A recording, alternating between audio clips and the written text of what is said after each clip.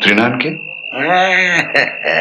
সেটা বলবো না, শুধু এইটুকু বলতে পারি যে ও যেটা বলছে সেটা একটা ধাঁধা।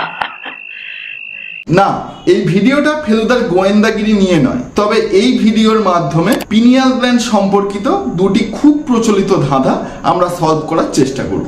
ধাঁধা নাম্বার 1, পিনিয়াল গ্ল্যান্ড আমাদের ব্রেনের মাঝ বরাবর অবস্থিত একটা গ্রন্থি। এর নাম হঠাৎ পিনিয়াল হতে গেল কেন? এই নামকরণের পিছনে কি কোনো রহস্য লুকিয়ে আছে? ধাঁধা নাম্বার 2, পিনিয়াল গ্ল্যান্ডকে বহু শাস্ত্রে বা অনেকে তৃতীয় চোখ বলে থাকেন, সেটা কতটা যুক্তিযুক্ত? পিনিয়াল শব্দটি একটি ল্যাটিন শব্দ পিনিয়াস থেকে এসেছে, যার অর্থ পাইন শঙ্কু বা পাইন গাছের ফল বা পাইন কোন।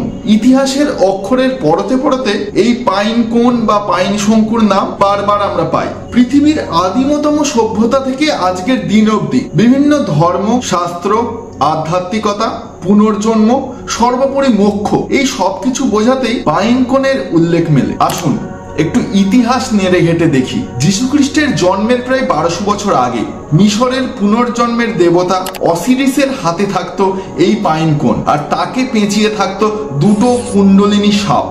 সেই একই সাপ দেখতে পাওয়া যায় আমাদের হিন্দু ধর্মে, যেখানে মেরুদণ্ডের গোড়া থেকে দুটি সাপ কুণ্ডলী পাকিয়ে পৌঁছে যায় ঘাড় অবধি। হিন্দু দেবদেবীর মুকুটে এই পাইন কোন এবং সাপের বারবার প্রতিফলন মেলে। একই ছবি দেখতে পাওয়া যায় বৌদ্ধ ধর্ম। নির্বাণ লাভের পর গৌতম বুদ্ধের মাথায় এই পাইন কোনের মতন আকৃতি দেখতে পাওয়া যায়। তো খ্রিস্ট ধর্মেও এর ব্যতিক্রম নয়। ভ্যাটিকান সিটির পোপের হাতের পবিত্র দণ্ড, এমনকি ভ্যাটিকান সিটির পতাকা বা মোমবাতি দানি, সবকিছুতেই পাইন কোন ব্যবহৃত হয়েছে পবিত্রতার ধারক হিসেবে। তো এতক্ষণে আমরা বুঝে গেছি যে পিনিয়াল গ্ল্যান্ডের এহেন নাম পাওয়া আসলে চারটিখানি কথা নয়। এই পবিত্রতা, আধ্যাত্মিকতা, ধর্ম, এই সবকিছুই ঘুরে ফিরে সেই এনলাইটমেন্টের দিকেই দিক নির্দেশ করে, যা আসলে তৃতীয় চক্ষু। তো এবার আমরা দেখে নিই যে পিনিয়াল গ্ল্যান্ডের এই নাম কতটা সার্থক। আসুন এবার পিনিয়াল গ্ল্যান্ড ঠিক কোথায় থাকে সেটা একটু ভালো করে জেনে নিই। আমাদের ব্রেনকে যদি মিড স্যাজাইটাল সেকশনে ভাগ করা হয়, অর্থাৎ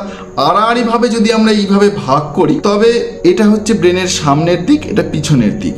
তো পিনিয়াল গ্ল্যান্ড থাকে এই ডায়েনসেফালনে, পুরোটাই হচ্ছে ডায়েনসেফালন। এই ডায়েনসেফালনের এটি হচ্ছে থ্যালামাস, হাইপোথ্যালামাস, আর এখানে থাকে পিনিয়াল গ্ল্যান্ড।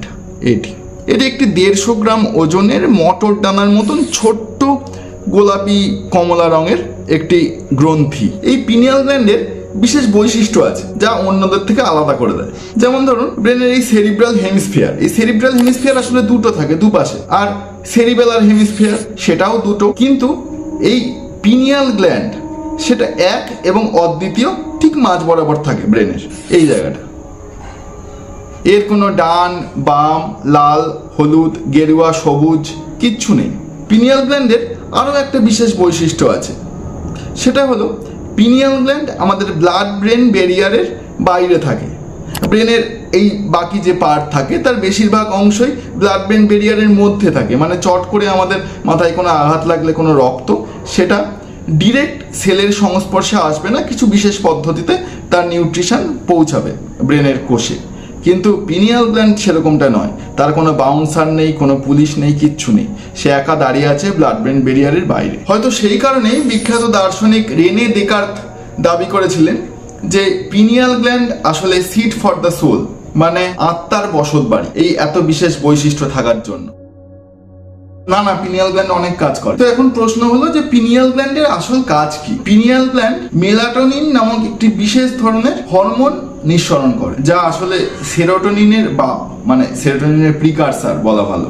তা এই মেলাটোনিনের কাজ হলো আমাদের সার্কাডিয়ান রিদিম বা স্লিপ অ্যাওয়েক সাইকেল সেটাকে নিয়ন্ত্রণ করা। সেটা কি? মেলাটোনিন বলছে যে darkness is my only friend, মানে যখন অন্ধকার হবে তখন যাতে আমরা ঘুমিয়ে পড়ি, যাতে দিন বা রাত এই দুটোর মধ্যে তফাৎ বুঝতে পারি, আমাদের সিজন চেঞ্জের সময় আমরা যাতে বডিটাকে কোপ আপ করাতে পারি, সেইগুলো নিয়ন্ত্রণ করে মেলাটোনিন। আসুন সেই বহু চর্চিত প্রশ্নের উত্তর খোঁজা যাক। এই পিনিয়াল গ্ল্যান্ড কি কোনোভাবে আমাদের এনলাইটমেন্টের জন্য দায়ী, বা পিনিয়াল গ্ল্যান্ডকে কি আদেও তৃতীয় চক্ষু এই আখ্যা দেয়া যায়? এনলাইটমেন্টের সঙ্গে পিনিয়াল গ্ল্যান্ডের কতটা সম্পর্ক সেই নিয়ে তো আলোচনা চলছে, কিন্তু লাইটের সঙ্গে যে পিনিয়াল গ্ল্যান্ডের একটা গভীর সম্পর্ক আছে সেটা অস্বীকার করা যায় না। রোদে আপনি বাইরে বেরিয়েছেন, সূর্যের আলো এসে পড়লো আপনার চোখে, কর্নিয়া ভেদ করে রেটিনার ফটো রিসেপ্টর সেলে পৌঁছালো সেই রশ্মি এবং ফটো রিসেপ্টর সেল অ্যাক্টিভেট হলো। সেখান থেকে সেই সিগন্যাল গিয়ে পৌঁছালো সুপ্রা কায়াজম্যাটিক নিউক্লিয়াসে।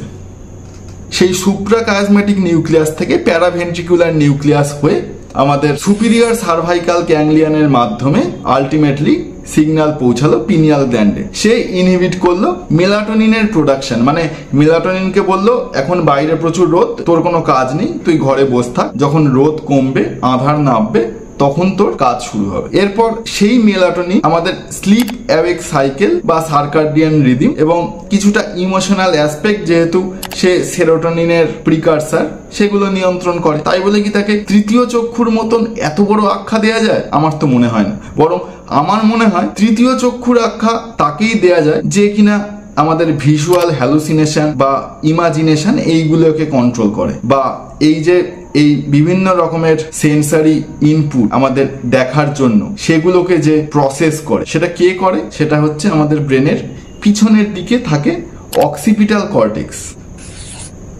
এই অংশটা।